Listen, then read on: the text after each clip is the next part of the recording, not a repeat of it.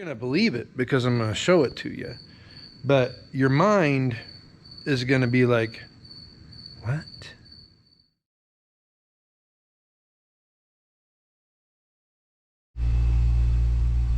Hey, welcome back to the channel. It's another fine day in the middle of Nebraska.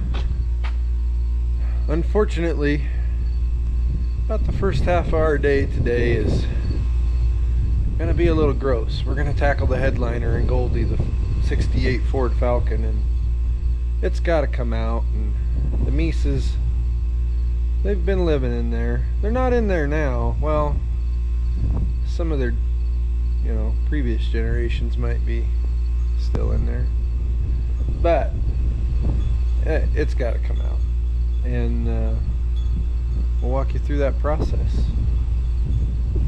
Better now than ever. Let's get after it. So what we have here is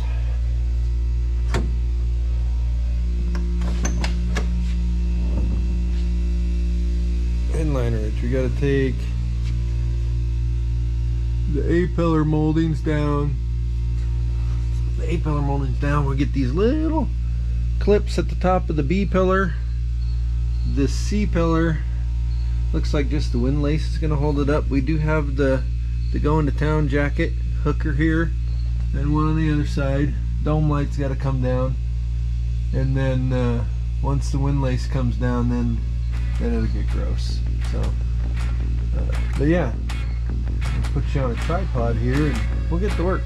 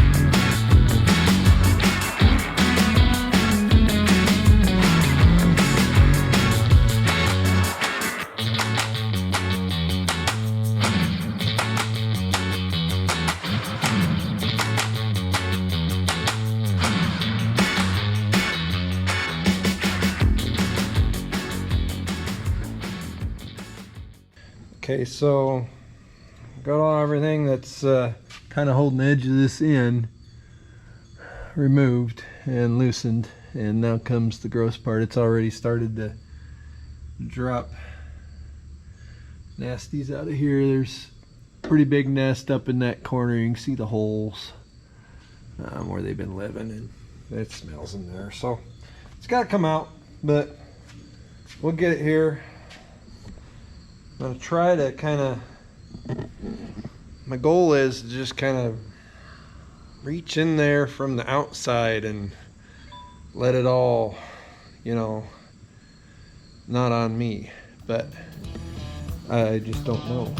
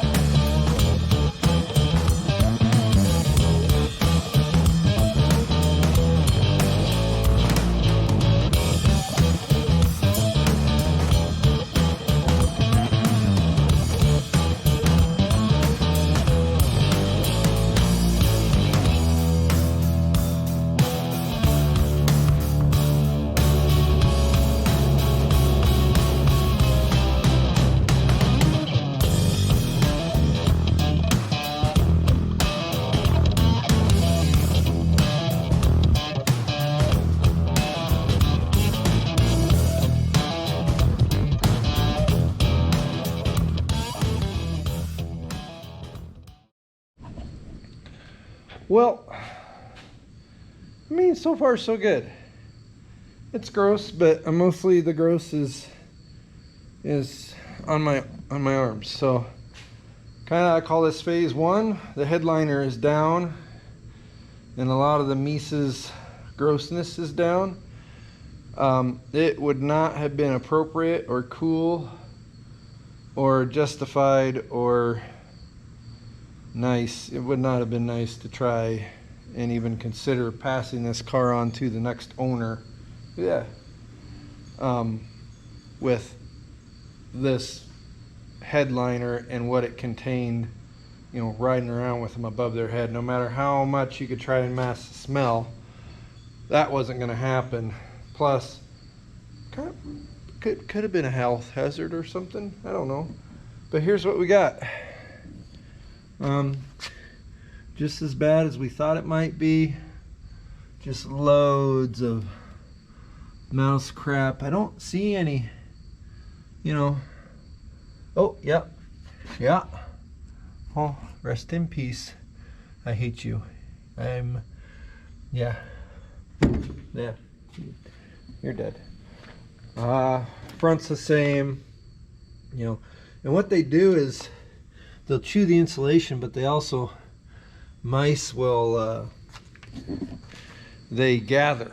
So they'll go into that back seat. You saw the back seat was all eaten out.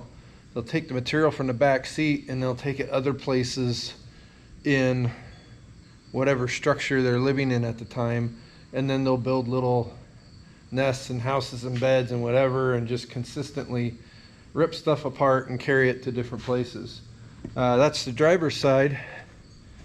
Oh, I gotta sneeze. Excuse me. Now I know why people have pet snakes, so they can watch the pet snakes eat these mice. I can't. I mean, I don't like them anymore at all. I don't care about mice. I never really did, but now I for sure don't. What a mess.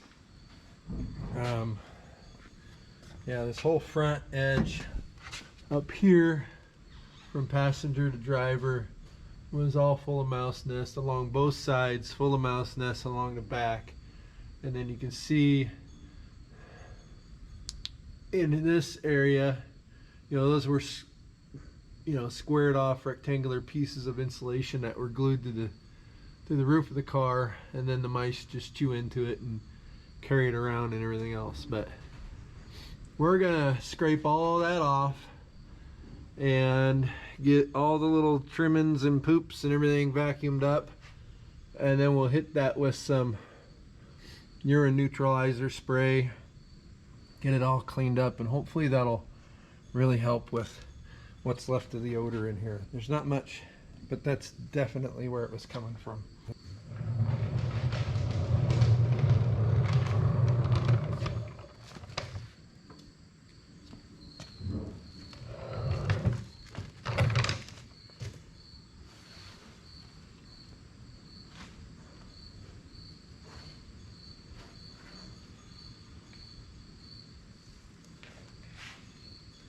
Number two.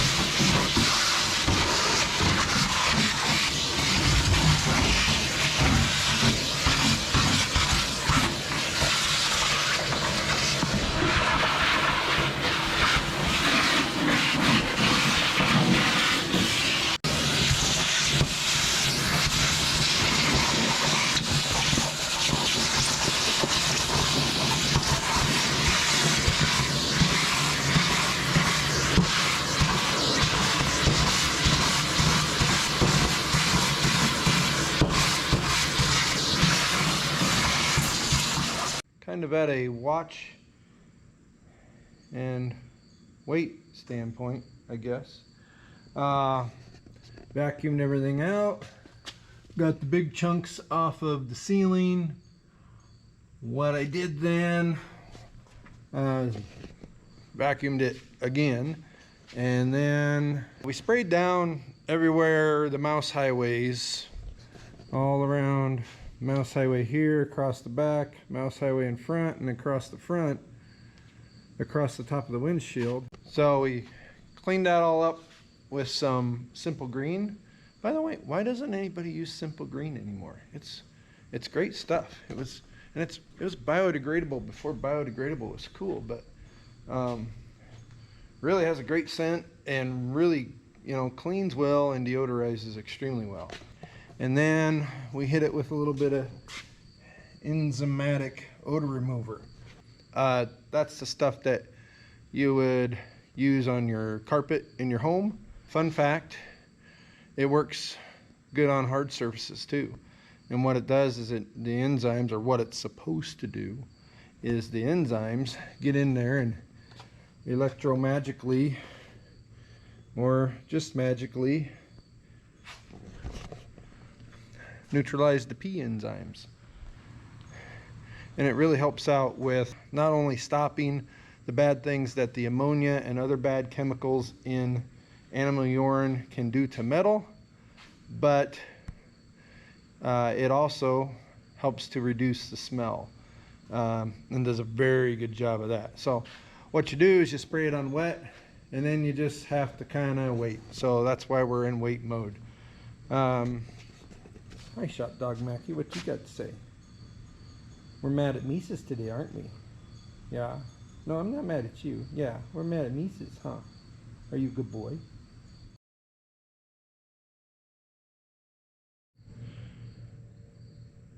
You guys got to see this. So the entire time we're trying to get this little 200 6-cylinder to run, in the last video you heard me say the first time we really got it running a little bit, it didn't seem to want to rev, and right away I knew there was stuff blowing out of the back of the car. So yeah, restricted exhaust, cut the exhaust off in front of the muffler. The muffler was bad anyway, pretty rusty. The front fell off after the back fell off after we cut the front. And then it ran a little better. So at that point, we're still comfortable with it. It's going to end up being a good running little engine, but it was still sticking in my mind that instead of a rumble or an exhaust note, the exhaust had a very, like a whishy, like it was just pushing air. And we knew it was firing because we checked the plugs, and we knew it had compression. By the way, you want to see, I didn't put it in the last video, but as this engine continues to heal, we're down to one kind of weak cylinder. These are our numbers. From left to right, where we started from on this little guy to where we currently are. Right now we have 5 out of 6 cylinders all within 10 pounds of one another, and we have number 4 that's hovering in the 70 to 80 range. But I believe that as we're able to run this engine even more, that one's going to come around. But back to, you aren't going to believe this, I've had a lot of cars do a lot of weird things in my time, but this was a weird exhaust note from an engine that we knew, we verified was firing on all 6 cylinders and had enough compression in all 6 that it should have made an exhaust note, not some sort of a dead air, just jet engine wishy note. So tapping around on the exhaust a little bit, of course, I found this little guy. There's towards the back of the car, the pipe comes off of the manifold, goes down, and then does a lateral zigzag, and then goes into this pipe. This pipe went back into the muffler, and then the muffler went out the back of the car. So what I did was I got under there with like an electrical snake that you would chase wires with in a house. And I thought, well, I'm just going to push this up through this exhaust pipe and push it up to the manifold and, you know, verify that there isn't a dead rodent or something like that in there, that it just can't blow out.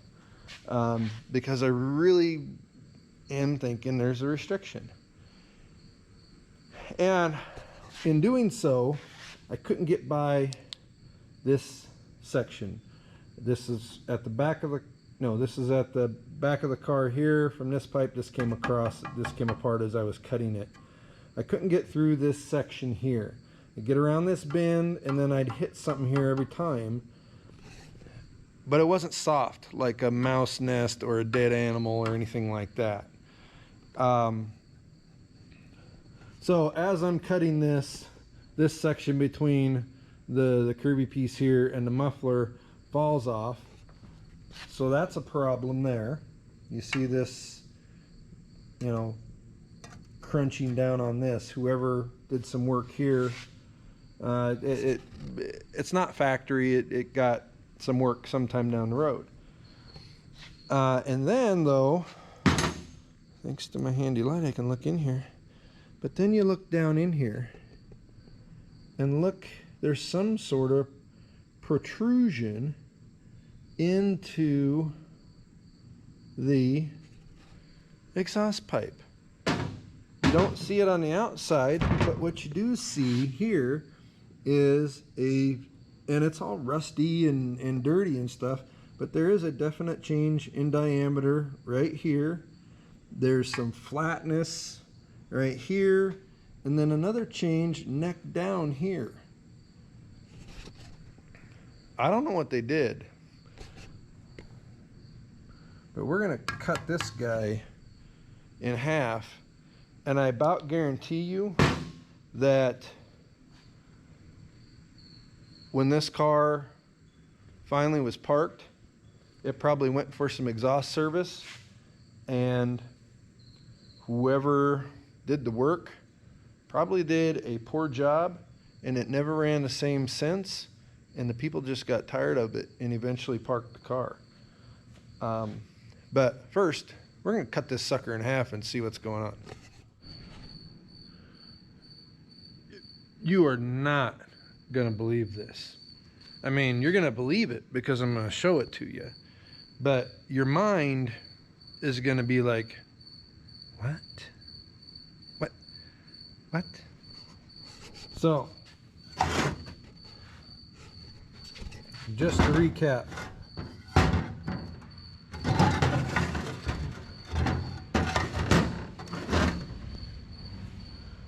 from the pipe coming down from the manifold, flattens out, horizontal zigzag under the car. This end was going to another pipe to the muffler. So a little bit of a problem there, obviously kind of a hack job on a repair, but unknown restriction here. So we cut it. Are you kidding me?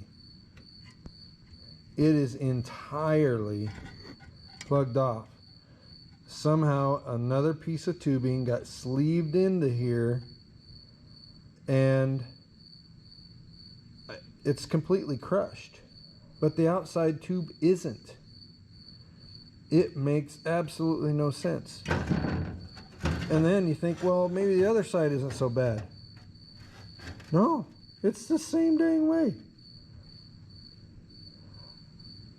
That wasn't done by some sort of enormous backfire or pressure occurrence. I mean, right here is maybe this little guy here.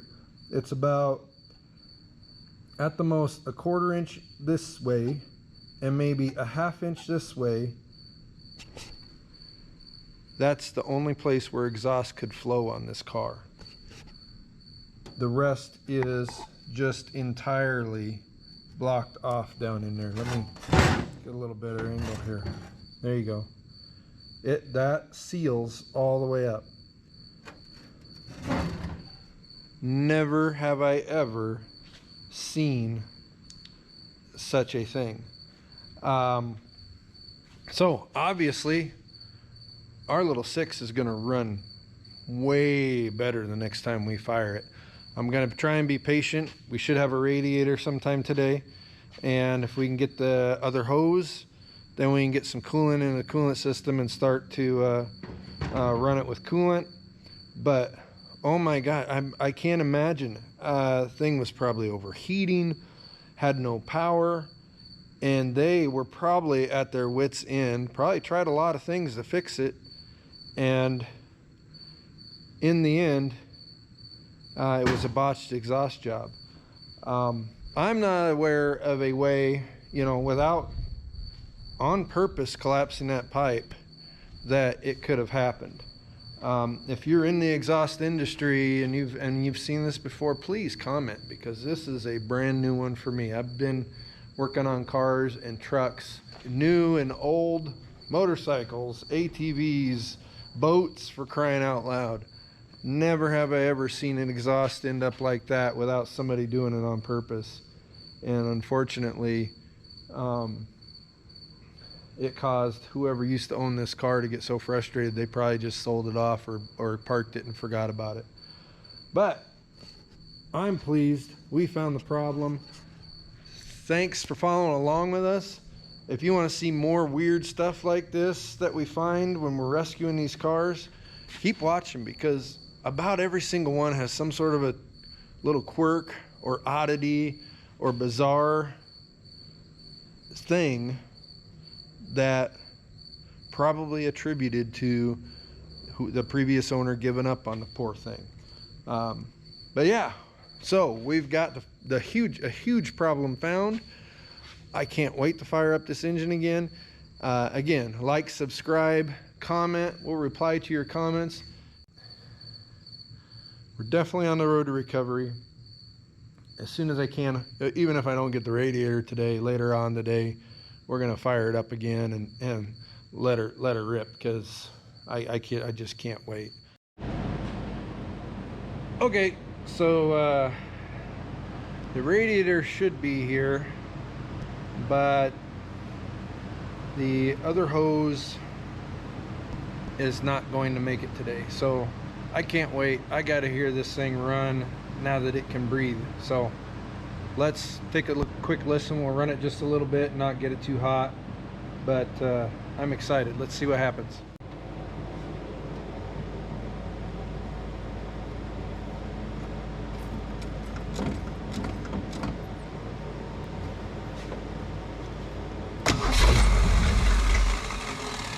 That's more like it.